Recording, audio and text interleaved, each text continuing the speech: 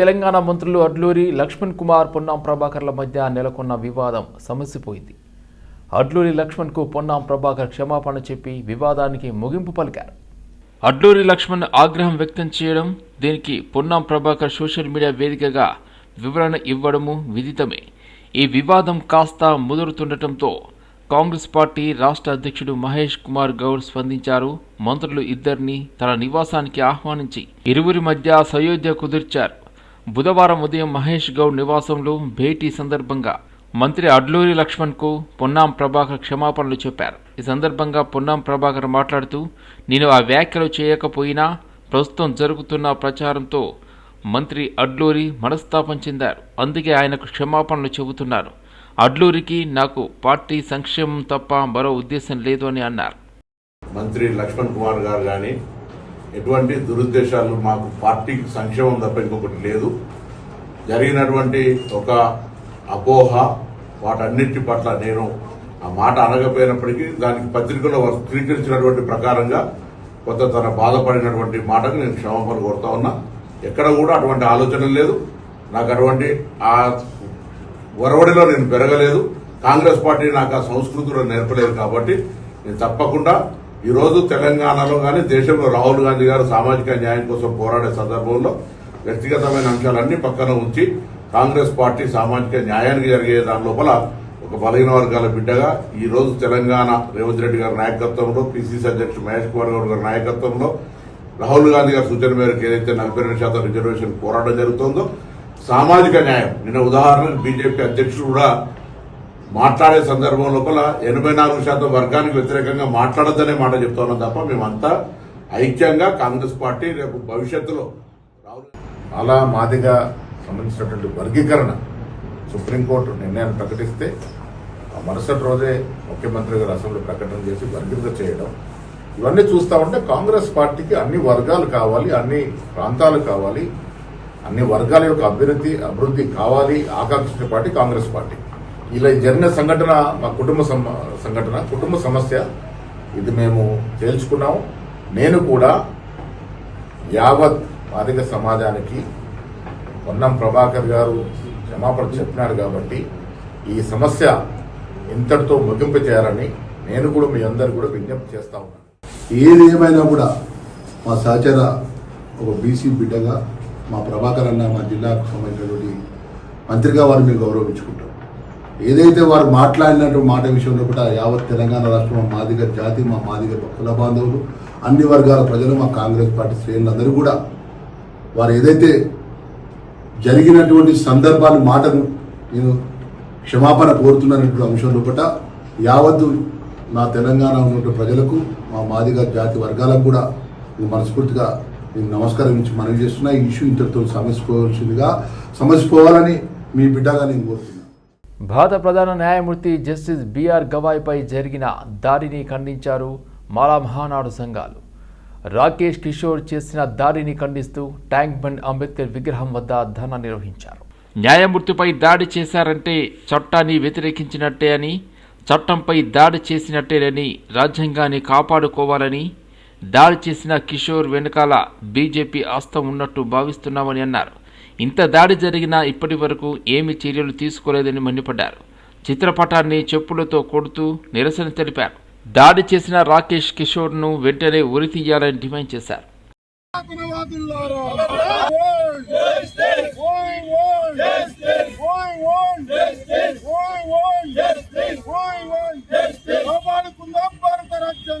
అట్లాంటి వ్యక్తి కేవలం ఒక ఉన్మాదంతోని, మతోన్మాద చర్యలతోని, సనాతన ధర్మం అనే ఒక సాకుతో బూటు విసరడానికి ప్రయత్నించిందంటే అది రాజ్యాంగాన్ని, భారత రాజ్యాంగం పైన దాడిగానే మేము భావిస్తున్నాం. మాలమానాడు ఈ ముఖ్యంగా ఇవాళ ఒక అత్యున్నత స్థానంలో ఒక దళిత సామాజిక వర్గానికి చెందిన వ్యక్తి ఉంటే జీర్ణించుకోలేని ఈ సనాతనవాదులు ఇవాళ అది మొత్తం ఈ మతోన్మాద శక్తుల దాడిగా మేము అభివర్ణిస్తున్నాం. దాన్ని తీవ్రంగా ఖండిస్తున్నాం మాలమానాడు పక్షాన.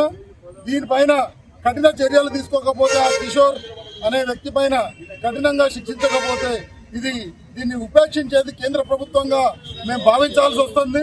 కాబట్టి అతన్ని కఠినంగా శిక్షించి మోడీ గారు రాజ్యాంగాన్ని కాళ్ళతో చూసినట్టు చేస్తే నువ్వు ఏం చేస్తున్నావు, నువ్వు ఏం చేయాలి అని ఉరియాలి అని ఇటువంటి పనులు మన చేయకుండా చట్టాన్ని కాపాడే బాధ్యత నీ అందున ఉందని కూడా మేము మనం చేస్తున్నాము. చట్టం లేకుండా నువ్వు ఏం చేస్తున్నావు? మోడీ గారు కావాలని నువ్వు చేపిస్తున్నావు. మోడీ అని ఇమ్మీడియట్గా ఉరి గుంజేటట్టు చేయాలని, ఉరి గుంజపోతున్నంటే పెద్ద ఎత్తున ఆందోళన చేయబడతాం. అన్ని దళిత సంఘాలకు అవమానం చేసేటట్టు చేసినావు. చట్టం లేకపోతే అన్యాయం జరిగితే ఏడుకొద్దాం అంటే చట్టంతో కొద్దాం. ఆ చట్టాన్ని బుట్టకాలతో ఎదురుతావా? ఎదురితే నీ ఎంత చూస్తావు కిషోర్? నీవు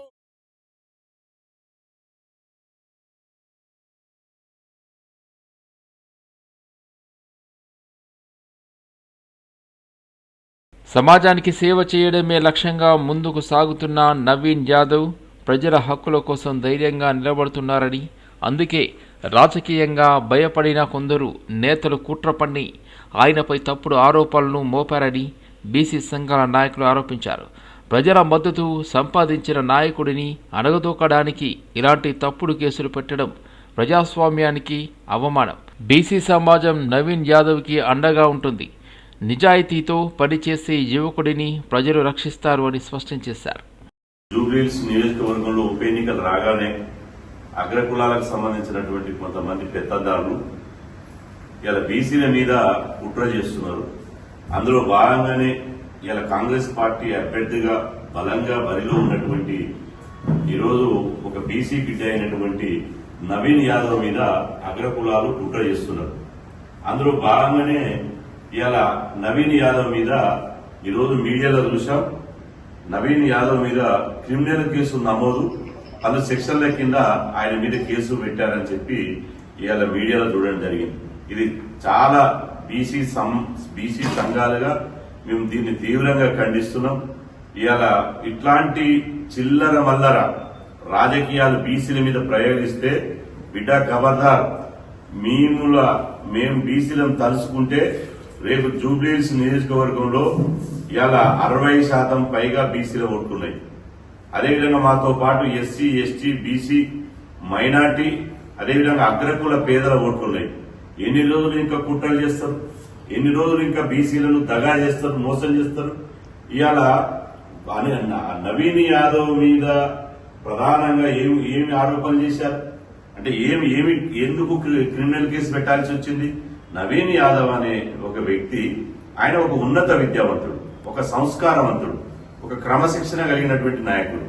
ప్రజలలో ప్రతిరోజు నిత్యం ప్రజల మధ్యన ఉంటూ ప్రజా సమస్యలు పరిష్కారం చేస్తూ, అదేవిధంగా ఏ సమస్య వచ్చినా కులం, మతం, ప్రాంతం ఎక్కడ కూడా తేడా లేకుండా ఆ వివక్షత లేకుండా అందరికీ అందుబాటులో ఉండి రేపు కాంగ్రెస్ అభ్యర్థిగా జూబ్లీహిల్స్ నియోజకవర్గంలో పోటీ చేస్తున్నాడు.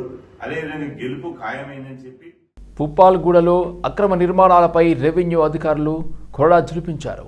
నెమలి నగర్లో ప్రభుత్వ భూమిని కబ్జా చేసి కబ్జాదారులు ప్లాట్లు చేశారు. 500 గజాల ప్రభుత్వ భూమి కబ్జా చేసి 5 ప్లాట్లు చేసి నిర్మాణాలు చేపట్టారు కొందరు అక్రమదారులు.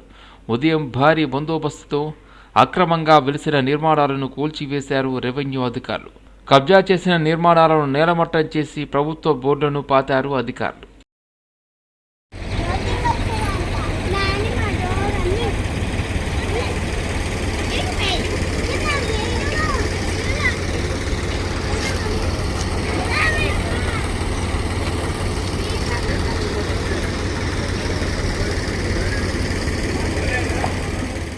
జూబ్లీహిల్స్లో జరిగిన సమావేశంలో ఎస్సీ, ఎస్టీ, మైనార్టీ శాఖ మంత్రి అయిన అడ్లూరి లక్ష్మణ్పై అదే పార్టీకి చెందిన మంత్రి పొన్నాం ప్రభాకర్ చేసిన అనుచిత వ్యాఖ్యలను తీవ్రంగా ఖండిస్తున్నామని మాల సంఘాల జేఏసీ చైర్మన్ మందాల భాస్కర్ అన్నారు.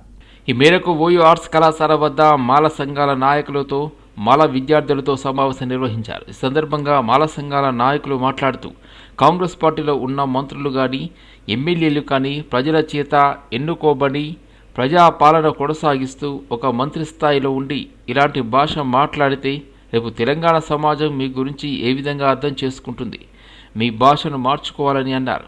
బేషరతుగా పొన్నాం ప్రభాకర్ అడ్లూరి లక్ష్మణ్కు క్షమాపణ చెప్పాలని డిమాండ్ చేశారు. నిన్న జరిగిన పత్రికా సమావేశంలో మందకృష్ణ మాదిగ ఎస్సీ వర్గీకరణ అయిపోయింది అని మాట్లాడడం చాలా బాధాకరం. ఈ ఎస్సీ వర్గీకరణ ముఖ్యమంత్రి రేవంత్ రెడ్డికి, మందకృష్ణకు నచ్చింది తప్ప మిగతా 58 కులాలు విద్యా ఉద్యోగ రంగాల్లో నష్టపోతున్నారని మండిపడ్డారు. ముఖ్యంగా కాంగ్రెస్ పార్టీలో ఉన్న మంత్రులు కానీ ఎమ్మెల్యేలు కానీ ప్రజల చేత ఎన్నుకోబడి ప్రజాపాలన నడుస్తున్నటువంటి మంత్రి స్థాయిలో ఉన్నటువంటి వాళ్ళు ఇటువంటి భాష మాట్లాడితే రేపు తెలంగాణ సమాజానికి ఎటువంటి ఆలోచనతో మీరు పనిచేస్తున్నారో ఈ తెలంగాణ ప్రజలందరూ కూడా మిమ్మల్ని ఒక ఎమ్మెల్యేలుగా మంత్రులుగా ఎన్నుకుంటే మీ భాష ఇంత దుర్మార్గంగా దూషించే విధంగా ఉంటే ఇది సరైనది కాదు. వెంటనే అడ్లూరి లక్ష్మణ్ గారికి క్షమాపణ చెప్పాలని చెప్పేసి అని పొన్నం ప్రభాకర్ గారికి మేము డిమాండ్ చేస్తూ ఉన్నాం. అదేవిధంగా నిన్న ఇదే వేదిక నుంచి మందకృష్ణ మాదిగ గారు ఎస్సీ వర్గీకరణ అంశం అనేది అయిపోయింది, ఇక ఏం లేదు అనే విధంగా నిన్న ఇక్కడ ప్రెస్ మీట్ పెడుతూ మాట్లాడుతూ ఉన్నాడు.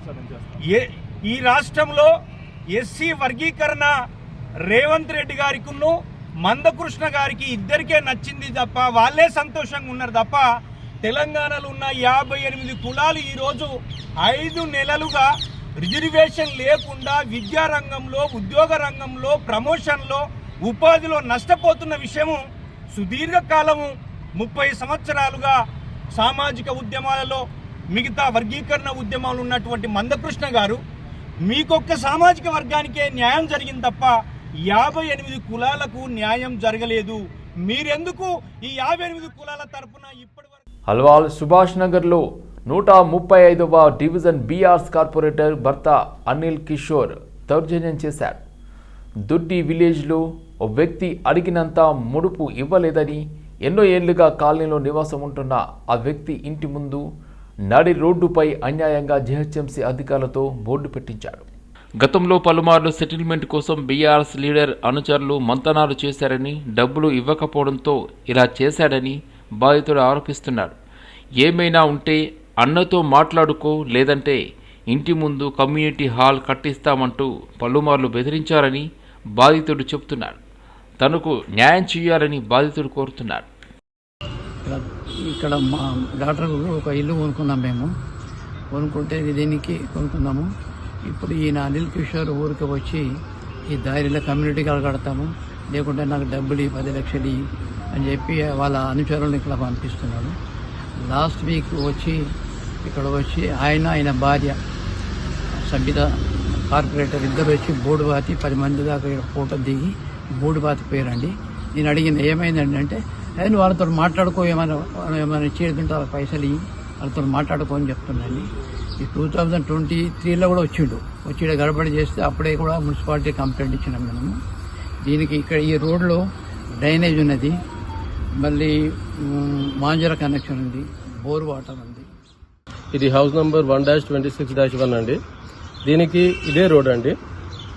ఈ రోడ్డు దీని కింద నుంచి పైప్ లైన్లు వెళ్తున్నాయి, డ్రైనేజ్ లైన్లు వెళ్తున్నాయి. లాస్ట్ వీక్ ఈ ఎమ్మెల్యే అనుచరుడు, ప్రధాన అనుచరుడు అనిల్ కిషోర్, మా లోకల్ కార్పొరేటర్ ఇద్దరు వాళ్ళ అనుచరులతో వచ్చి ఇక్కడ నా ఇంటి ముందు బోర్డు బాగారండి. ఇంతకుముందు కూడా ఒక 2-3 years బ్యాక్ వచ్చారు. వస్తే నేను పోలీస్ స్టేషన్లో కూడా కంప్లైంట్ చేశాను, రోడ్ కబ్జా చేయాలని చూస్తున్నారు వీళ్ళు అని చెప్పాను. మున్సిపాలిటీలో కూడా చెప్పాను, అప్పుడు కంప్లైంట్ ఇచ్చానండి.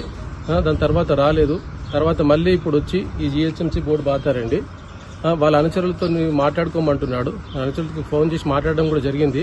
అది రోడ్ అని ప్రూవ్ చేసుకోమంటున్నాడు. దాన్ని రోడ్ ఎలా ప్రూవ్ చేసుకుంటారండి? 70 ఏళ్ళ నుంచి నడుస్తున్న రోడ్ అని ప్రూవ్ చేసుకోవాలంటే నేను రోడ్ అని ప్రూవ్ చేసుకో, లేదంటే వాళ్ళు వచ్చారు కదా వాళ్ళతో మాట్లాడుకో. సిఏఎస్ ప్రమోషన్లలో యూనివర్సిటీకి సంబంధించిన 48 మంది అధ్యాపకులకు తీవ్ర అన్యాయం జరిగిందని ఔటా అధ్యక్షుడు ప్రొఫెసర్ మనోహర్ మండిపడ్డారు. అధ్యాపకులకు జరిగిన అన్యాయాన్ని నిరసిస్తూ ఉస్మానియా యూనివర్సిటీలోని ఆర్ట్స్ కళాశాల వద్ద పలువురు అధ్యాపకులు నిరసన కార్యక్రమం చేపట్టారు. అనంతరం ఔటా అధ్యక్షుడు మనోహర్ మాట్లాడుతూ ఇంటర్వ్యూలలో వారి పనితీరు బాగా లేదని, రిజెక్ట్ చేయడం సమంజసం కాదన్నారు.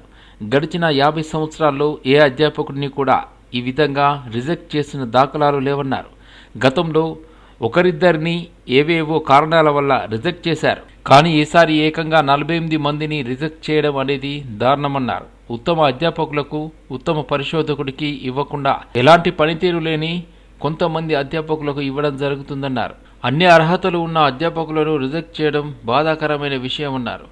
ఓయూ అధికారులు అధ్యాపకుల విషయంలో ఇంటర్వ్యూలు సరిగ్గా చేయడం లేదని కుంటి సాకులు చెబుతూ రిజెక్ట్ చేశారని అన్నారు. వెళ్ళినప్పుడు వీళ్ళకందరికీ హ్యూమిలేషన్ ఉండే అవకాశం ఉంది కాబట్టి అందరికీ ప్రమోషన్ ఇవ్వాల్సిన బాధ్యత మన వైస్ ఛాన్సలర్ గారిపై ఉంది. జరిగింది బెస్ట్ రీసెర్చర్ను రిజెక్ట్ చేయడం జరిగింది.